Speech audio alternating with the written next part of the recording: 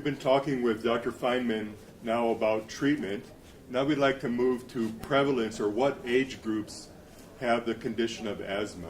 What is the earliest age that someone could be diagnosed with asthma?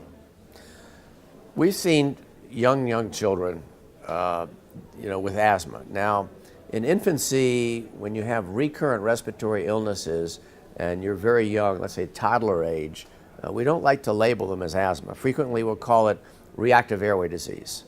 And we treat it the same way, and a lot of them do develop asthma. Probably at least 20% can develop asthma. So in the infants and the toddlers that have recurrent wheezing or respiratory illnesses, we call that reactive airway disease. And reactive airway disease, we treat the same way we do asthma, but sometimes we may not label them asthma because a lot of times children may grow out of that condition. But at least 20% will have persistent reactive airway disease, which then we call asthma. And one of the things we like to do, of course, is measure lung function, which you cannot do if you're under 5 years old.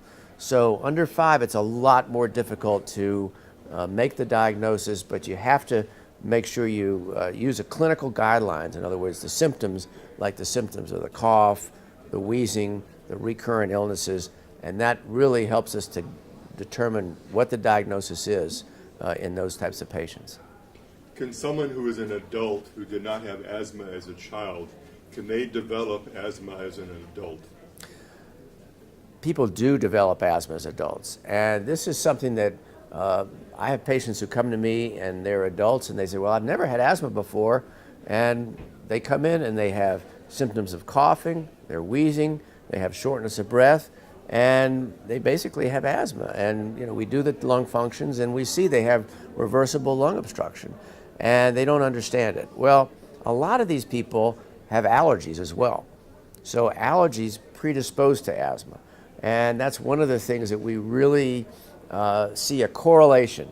So when somebody, let's say, had allergies or hay fever when they were a young child, they may be at higher risk of developing asthma as they get older.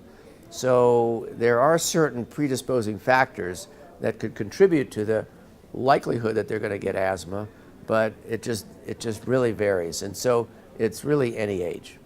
Dr. Fineman, would you please talk about the environmental aspects and who is at risk for asthma?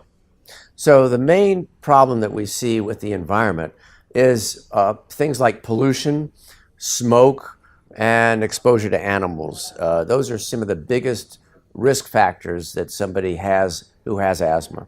So we try to encourage them to keep their exposure to animals at a minimum, stay away from smoke. Certainly they shouldn't be smoking, and even secondhand smoke can make patients' patients who have asthma can make their lungs have more trouble with their breathing. So stay away from secondhand smoke. And then we're seeing more and more a problem with pollution. So now, since we see so many cars on the road, that sometimes the pollutants from the automobile exhaust can also aggravate people who have asthma.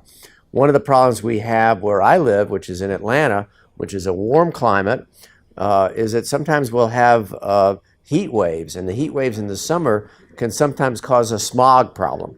Smog is a condition where the air is relatively stagnant, and a lot of these pollutants stay in the air. And so we have things what we call orange alerts or red alerts, where there's so much smog in the air that patients who have asthma, when they go outside, it can really cause more trouble with their breathing. So those are some of the things that we see as risk factors for patients who have asthma.